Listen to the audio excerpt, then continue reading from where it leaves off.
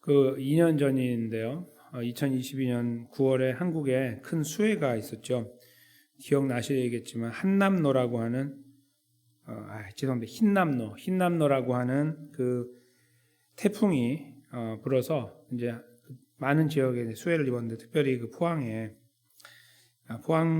지역에 이제 그 수해가 많았잖아요. 근데 그 침수 현장이 이제 여러 군데 있었는데 그 중에 당시에 이제 53세 그러니까 53살의 나이였던 이제 어떤 분이 남자분인데 주차장에 내려갔다가 이제 그 급류에 휩쓸려 가지고 이제 목숨을 잃게 되는 일이 있었어요. 이제 집은 멀쩡한데 지하실이 꽉 찼기 때문에 그거 모르고 내려갔다가 이제 갑자기 그렇게 생을 마감하게 됐는데요. 나중에 이제 그냥 처음에는 이제 그런 사람 뭐 한 사람 그냥 여러 사람 중에 한 명이었다라고 생각하고 이제 그 보도가 됐는데 나중에 보니까 이분이 이제 굉장한 그 효자였어요. 효자. 그러니까 이제 주변에 알려진 효자. 어머니 혼자 계시는데 내려와서 이제 어머니를 돌보는 일을 20년 가까이 이제 했던 이제 그런 효자로 알려진 거예요. 그러니까 30살 때부터 한 거죠. 33살 때부터 했겠죠. 20년 가까이니까. 그래서 그런 사실이, 그러니까 어떤 생명 자체가 이 수마에 의해서 휩쓸려 간 것도 마음이 아프지만, 이제 그 사람이 어떤 사람이었는가가 드러났을 때 사람들이 더 많이 마음 아파했다고 그래요. 어머니는 뭐 두말할 필요도 없겠죠. 그러니까 효자였던 그분이 갑작스럽게 이렇게 떠났을 때 어머니가 이제 굉장히 많이 힘들어했던 그런 내용들이 이제 신문에 이제 많이 이렇게 기사화되어서 나왔던 것 같습니다. 그리고 이제 아들은 아마도 제 생각에 어머니 생각 때문에 살아야겠다라고 생각하고 많이 이렇게 움직였던 것 같아요. 그 물속에 휩쓸리면서. 그래서 이제 온몸에 이렇게 상흔들이 많이 있었다고 이렇게 막 잡으려고 하고 막 이렇게 하다가 그게 찢어지고 긁히고 이런 것들. 그런 것들을 보니까 더 마음이 많이 아팠다. 이제 그런 내용들을 이제 읽은 적이 있습니다. 저희가 효자라고 하면 그 기독교를 떠나서 뭔가 그 삶에 복이 따를 것이다, 아니면 적어도 그 삶은 잘 될 것이다, 어떤 이러한 염원들을 갖고 있습니다. 그래서 본인이 효자로 살지 않아도 누군가 효자가 잘 됐다 이렇게 들으면 당연한 거다라고 이렇게 여기곤 합니다. 하나님 말씀도 예외가 아니죠. 오늘 저희가 읽은 말씀을 저희가 이제 생각해 보면 여기 이분이 이제 그리스도인이냐 그렇지 않느냐는 별개의 문제로 잠깐 놔두고, 일단 효자라고 했을 때는 사람들 생각에는 뭔가 이런 어려운 일을 당하면 안 된다라는 생각들을 갖고 있습니다. 근데 저희가 알다시피 이런 사건이 여기만 일어납니까? 뭐 저희 주변에도 많이, 미국에도 많이 일어나고, 저분은 참 어머니건 홀어머니건 홀아버지건 관계없이 잘 돌보는 분이었다라고 하는 사람들, 효자나 효녀, 이렇게 저희 주변에서 찾아볼 수 있는데, 그런 분들이 장수하느냐? 그렇지 못하는 경우가 너무 많고, 그리고 어렵게 살아가는 경우가 많고, 반대로 불효자들이 잘 되는 경우가 많고, 장수해서 떵떵거리며 살다가 편안하게 눈을 감는 경우도 많습니다. 그렇죠? 그래서 효자들이 다 잘 되고 장수한다라는 말은 어떤 염원에 불과하지 현실하고는 동떨어진 이야기다, 이렇게 보는 것이 사실 더 현실적인 이야기라고 생각합니다. 물론 그렇지 않은 분들이 주변에 계실 수 있지만 잘 생각해 보시면 그렇게 많지 않습니다. 그런데 그걸 저희가 교회 안으로 가지고 들어오면 이제 하나님 말씀과 이렇게 연결이 되잖아요. 연결이 되면서 우리는 하나님은 도대체 어떻게 말씀하고 계시는가, 우리는 그 말씀을 어떻게 이해할 필요가 있는가를 생각해 보게 되죠. 교회에서 불효하라고 가르치고 있지는 않고 공경하라, 순종하라 가르치고 있기 때문에 더더욱 우리는 이 말씀을 좀 신중하게 읽어봐야 된다고 생각합니다. 한 절이지만 매우 깊습니다. 한번 저희가 잠깐 말씀을 들여다보면요, 이미 출애굽기 20장에 나와 있는 내용을 이제 모세가 하나님의 부름 받기 전에 마지막 설교처럼 했던 내용이 이제 이 부분이거든요. 제가 계속 말씀드리지만, 그래서 이렇게 말해요. 너는 내 하나님 여호와께서 명령한 대로, 이렇게 말하죠. 그러니까 이미 십계명에 기록되어 있는 대로 그런 말입니다. 이미 알고 있는 대로 그런 말이죠. 내 부모를 공경하라. 이제 그 다음에 그 명령에 대해서 하나님께서 약속을 달아놓으셨죠. 그리하면 내 하나님 여호와가 내게 준 땅에서 내 생명이 길고 복을 누리리라. 여기 분명히 내 생명이 길고 복을 누리리라라고 말씀하셨는데 교회 안에서도 보면 효자들이 잘 되는 경우를 그렇게 볼 수도 있지만 또 그렇지 않은 경우들도 많이 보게 되죠. 그럼 저희가 이제 16절 말씀을 읽을 때 그냥 한 귀로 듣고 한 귀로 흘러버리면 문제가 되지 않는데 가슴에 담아 넣을 때 문제가 됩니다. 그렇죠? 왜냐하면 이렇지 못한 경우들을 만나거나 아니면 우리가 그 당사자일 수 있기 때문입니다. 잘하고 있는데 왜 나는 이렇게 꼬이지 일이? 그리고 나는 왜 이렇게 병들어서 힘들어하지? 뭐 이런 것들을 말하거나 아니면 그런 사람이 주변에 있는데 요절한다고 그러죠. 빨리 세상을 떠나는 이런 경우들도 만나는 이런 불합리한 경우들을 만날까 하는 질문을 하게 되는 것이죠. 저희가 여기에서 먼저 살펴봐야 되는 중요한 것은요.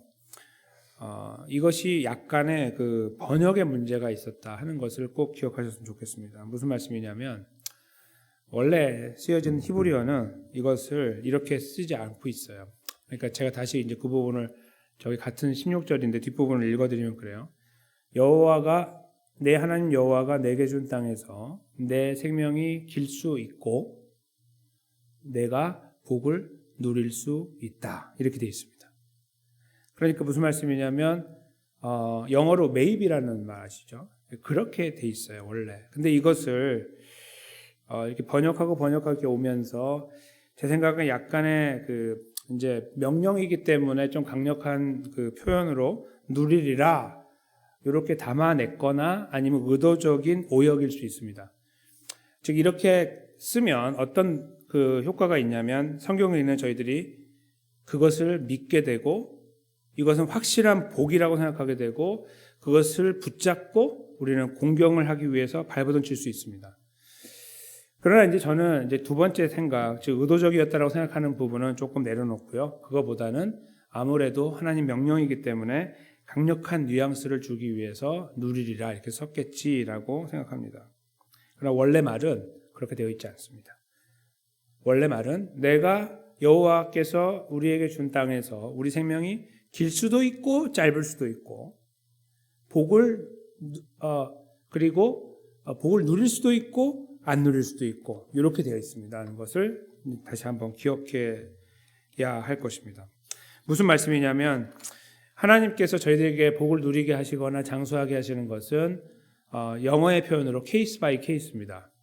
즉 천편일률적으로 그 부모에게 공경하면 모두 이쪽에 서게 된다라고 말씀하고 있지 않다는 것, 그것을 저희가 주의해야 된다는 것이죠. 이것은 마치 하나님이 내 능력을 회피하기 위해서, 즉 피할 길을 만들기 위해서 하신 표현처럼 여길 수도 있습니다. 즉 하나님 내가 이렇게 공경했는데 왜 내 삶이 이렇게 힘듭니까? 그러면 내가 언제 너한테 복 준다고 그랬어? 줄 수도 있고 안 줄 수 있다고 그랬지? 내가 언제 너한테 생명을 길게 한다고 그랬어? 길 수도 있고 안 길 수도 있다고 했지? 라고 하는 핑계거리로 해서 하나님 스스로를 보호하기 위한 표현일까? 라고 생각을 해볼 수도 있습니다. 그런데 하나님은 그렇게 저희들을 대하지 않으시고 삶을 잘 보면, 저희들의 삶을 잘 들여다보면 하나님의 주권이라는 것, 하나님의 주인이라는 것을 저에게 표현하기 위해서 이런 일들을 이렇게 주장하실 때가 많다는 것을 알게 됩니다. 즉 예를 들어서 이런 겁니다. 만약에 이 말씀이 무조건 공경하면 복 받는다라는 쪽으로 하나님이 딱 말씀을 못 박았다고 하면 하나님의 능력에 대해서 저희가 의심하게 될 때가 오히려 많습니다. 오히려 반대로. 그리고 별로 하나님의 능력은 중요하지 않다고 여길 때도 있어요. 어차피 복 받는 자리에 있고 그 앞에 다 거기 있다면. 왜냐하면 누구나 그 자리에 있으면 누리니까. 이런 것들이기 때문에 마치 하나님을 더 존경할 것처럼 보이지만 제 생각에는 하나님을 존경하기보다는 식상한 거죠. 하나님의 능력. 어차피 그냥 거기 있으면 다 복 받아. 이렇게 되는. 어떤 그런 쪽으로 저희가 쏠릴 가능성이 더 많습니다. 인간의 타락된 이 심성으로 보면 그렇죠. 그러니까 하나님을 더 존경하고 위대함을 찬양하기보다는 아이 뭐 그까짓 거 뭐 이렇게 생각할 수 있는 경향이 더 짙게 나타날 수 있다고 생각합니다. 오히려 이 말씀이 더 그럴 수도 있고 그렇지 않을 수도 있다는 말은 우리로 하여금 하나님의 그 참된 주권을 바라볼 수 있도록 하는데 그게 어떤 거냐면요. 복을 받고 안 받고의 문제가 아니라는 거예요. 생명이 길고 안 길고의 문제가 아니라는 거죠.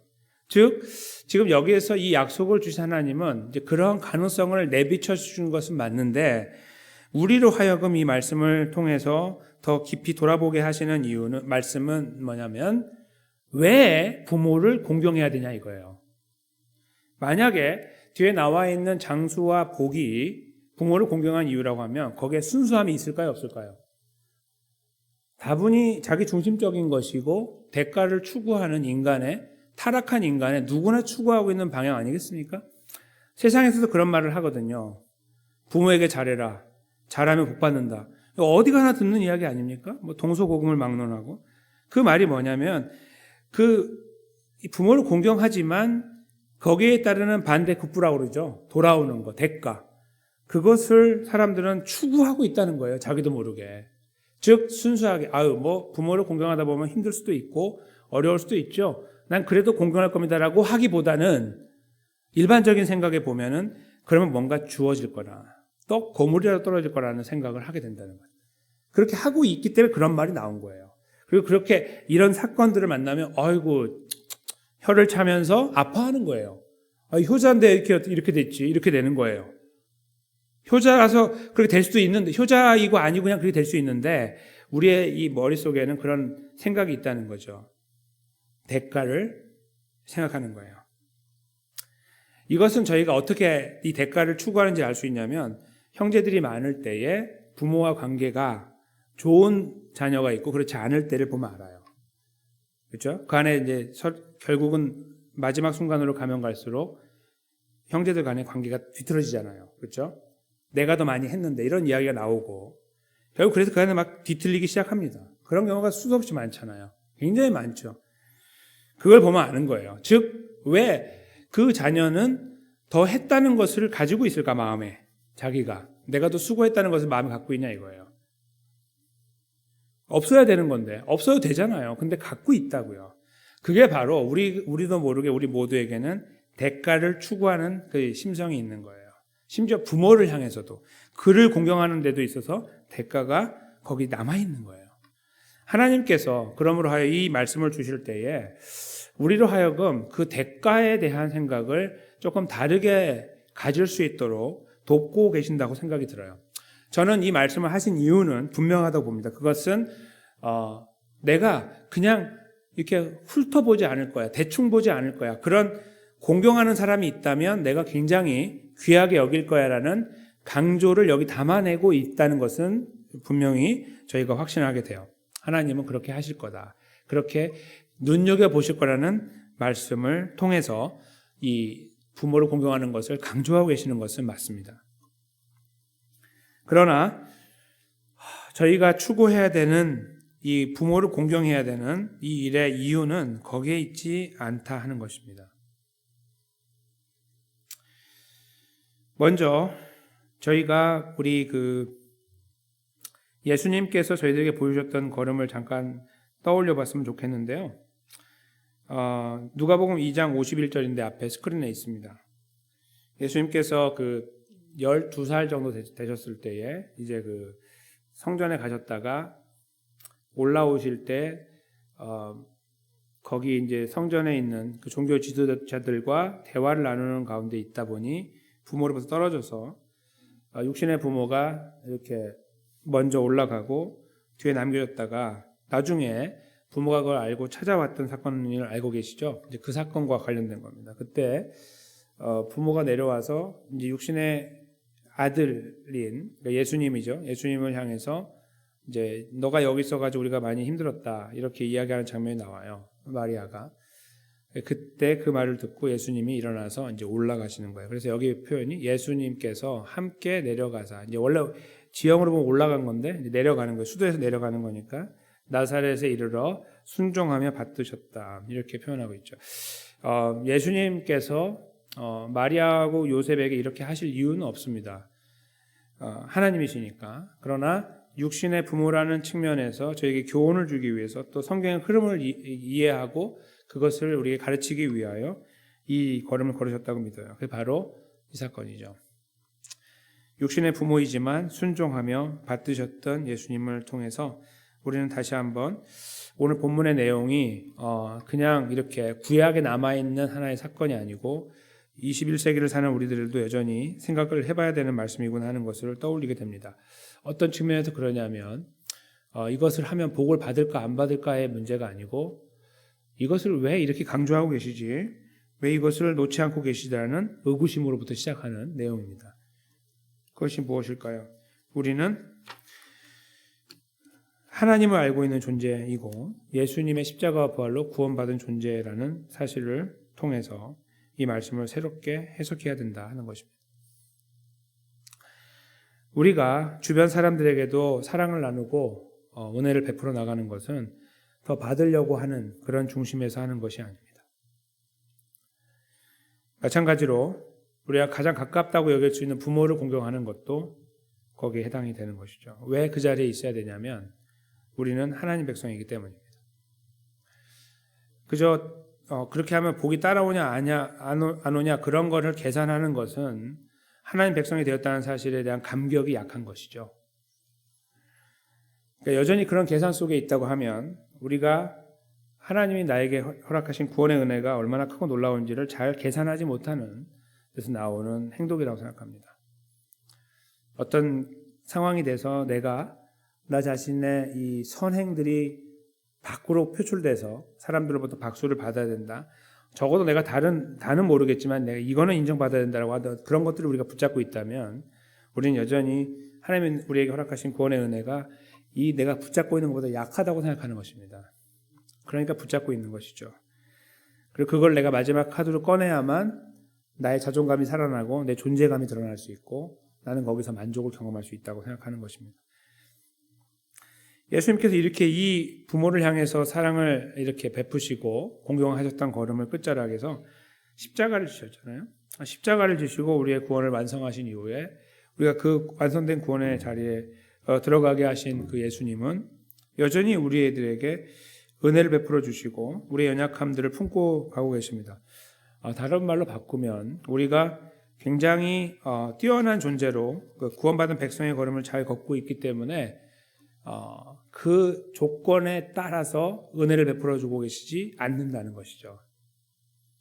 만약에 조건에 의해서 은혜를 베풀어 준다면 어떤 결론이 나오냐면 효자들은 반드시 장수해야 된다는 결론이 나오는 거예요. 효자들은 반드시 복을 받아야 돼요. 오늘 말씀했으니까요. 그렇죠? 그리고 우리가 저같이 연약한 존재들, 자꾸 무너지는 존재들에게는 하나님이 계속해서 벌을 내리시고 때려서 잡아뜨리셔야 돼요. 자꾸 일어나려고 하면 자꾸 일어나지 못하게 눌러버려야 되고 고개를 쳐들면은 막 고개를 쳐가지고 다시는 쳐들지 못하게 만들고 이렇게 하셔야 된단 말이죠. 그런데 베푸신 구원의 은혜 이후에 우리가 경험하고 있는 것은 오늘 본문의 말씀을 가지고 딱 이렇게 이해하려고 할 때 아주 큰 창피를 경험하게 돼요. 창피함을. 조금 더 다시 말씀으로 말씀드려 볼까요? 우리는 부모를 공경하는 이 말씀에 100% 붙잡고 살아가는 존재가 아니라는 거예요. 그러면 무엇이 이 말씀대로 간다면 이루어지냐면 우리가 그렇게 살지 못하는 경우가 발생할 때에 우리는 장수하면 안 되고 우리는 복 받으면 안 되는 거예요. 그런 것들이 자꾸 우리 삶에 들어오면 우리는 어떤 의미에서 이렇게 되는 거죠. 내가 왜 30살에 죽어야 되지? 그렇게 할 때 그동안에 네가 부모 미워한 거 따져봐. 그거 다 계산해가지고 오는 거야. 원래 안 그랬으면 100살까지 가는데 네가 그 미워한 것들 다 깎인 거야. 마이너스가 됐다고. 이런 이야기가 이게 합당한 이야기가 된단 말입니다. 만약에 우리가 갖고 있는 뭔가 잘하고 성실하게 이루어왔던 것들을 바탕으로 주님 나에게 은혜를 베풀어 달라고 한다면 그렇죠? 우리는 그런 것들을 내세울 수 있는 존재가 아니에요. 그래서 이 말씀을 붙잡고 이제 오늘 이 본문의 말씀을 붙잡고 가면서 하나님 나에게 복 주셔야 됩니다. 나는 장수해야 됩니다. 나는 그렇게 열심히 살아왔으니까라고 우리가 하나님 앞에 하소연을 한다면 우리는 큰 코를 다치게 되는 거예요. 하나님 앞에서. 그래서 저희는 이 어미하신 말씀 앞에서 이 말씀을 깊이 생각하는 순간에 한 가지 떠올려야 되는 것이 있습니다. 더 잘해야 된다, 그건 맞습니다. 그런데 왜, 그 이유가 무엇이냐, 우리가 공경해야 되는 이유가 무엇이냐라고 우리 스스로에게 묻는다면 우리가 지금까지 받아 누린 하나님의 은혜 때문이라고 말을 해야 돼요. 제가 여기 가져온 말씀 한 가지가 있어요. 이게 뭐냐면 히브리서 12장 28절 말씀인데요. 여기에 굉장히 우리의 마음을 뭉클하게 만드는 말씀이 있어요. 여기 잘 보세요. 그러므로 우리가 흔들리지 않는 나라를 받았은즉 은혜를 받자. 이로 말미암아 경건함과 두려움으로 하나님을 기쁘시게 섬기자. 잘 보십시오.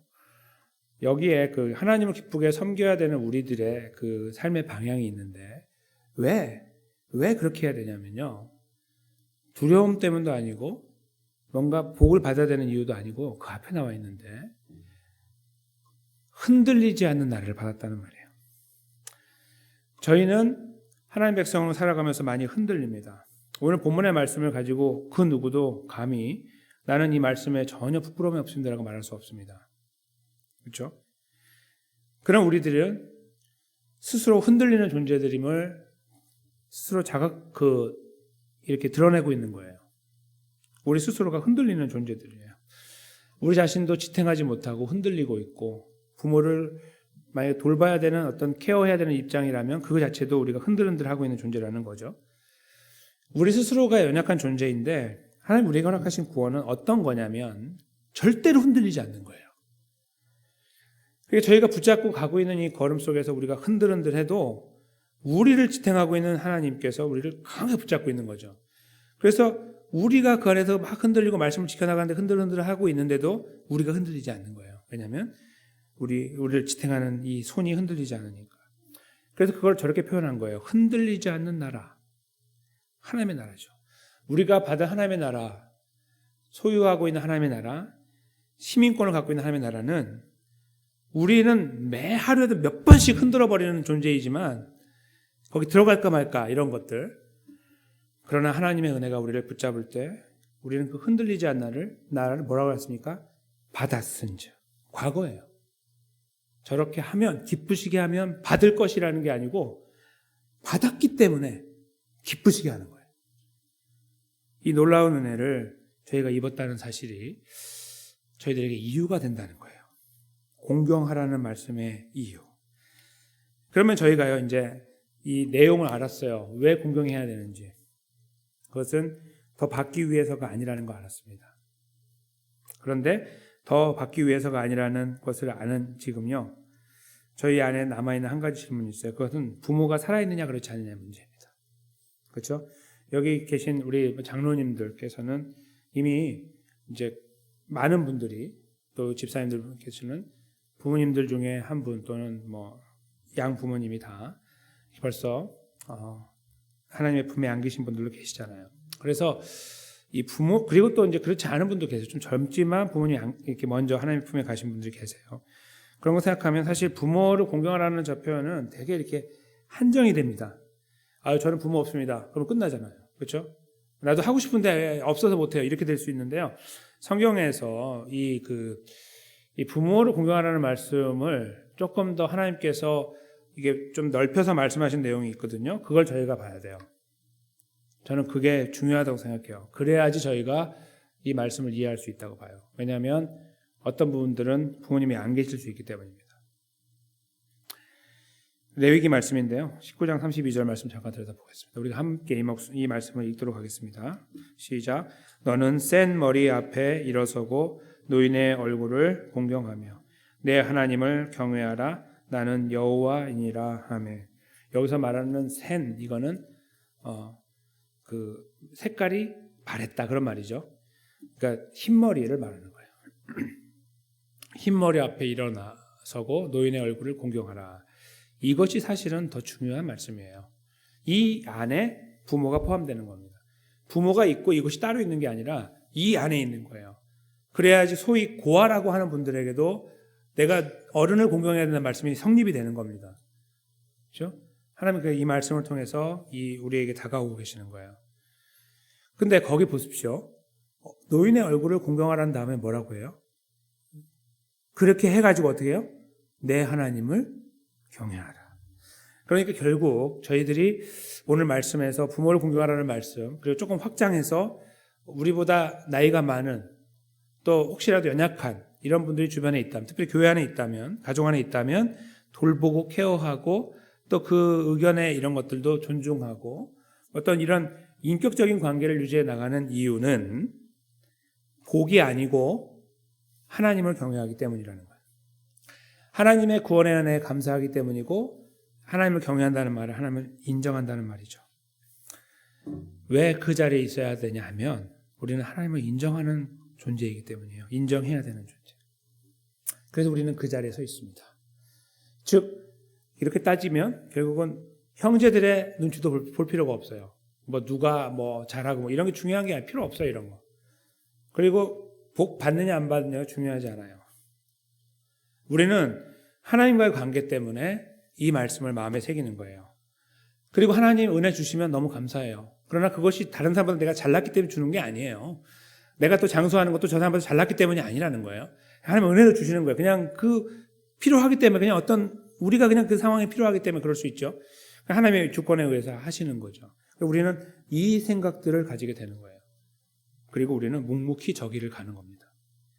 이것이 저는 오늘 본문의 말씀이 십계명에서 주어진 이 5번째 말씀인 이 부모를 공경하라는 말씀이 가지고 있는 중요한 의미라고 생각합니다. 장수가 중요한 것이 아니고 복이 중요하지 않습니다. 여러분과 제가 예수 그리스도 안에서 얻은 구원이 중요한 것입니다. 그리고 여전히 우리가 연약한 존재들을 품고 사랑하시는 하나님의 사랑이 감사한 것이고, 우리는 그 사랑만 생각하고 은혜만 생각할 때 우리도 모르는 사이에 그 자리에 서야 된다는 필요를 느끼고 있게 되는 것이죠.